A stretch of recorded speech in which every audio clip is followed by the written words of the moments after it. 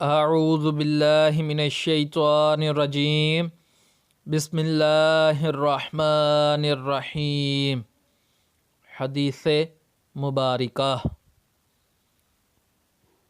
حدثنا محمد بن سلام قال اخبرنا عبدہ عن ہشام عن ابی عن عائشہ قالت كان رسول اللہ صلی اللہ علیہ وسلم اذا امرهم من الاعمال بما يطيقون قالوا انا لسنا كهيئتك يا رسول الله ان الله قد غفر لك ما تقدم من ذنبك وما تأخر فيغضب حتى يعرف الغضب في وجهه ثم يقول انا اتقاكم واعلمكم باللہ انا۔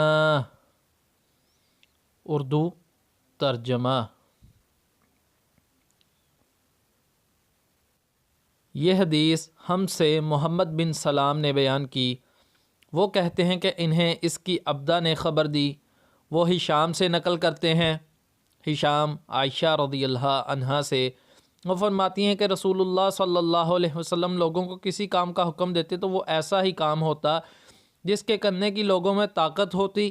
اس پر صحابہ رضی اللہ عنہم نے عرض کیا کہ یا رسول اللہ، ہم لوگ تو آپ جیسے نہیں ہیں، آپ تو معصوم ہیں اور آپ کی اللہ پاک نے اگلی پچھلی سب لغزشیں معاف فرما دی ہیں، اس لیے ہمیں اپنے سے کچھ زیادہ عبادت کرنے کا حکم فرمائے۔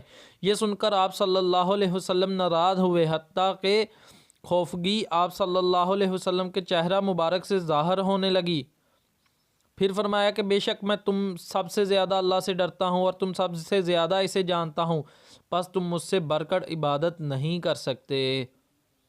English translation.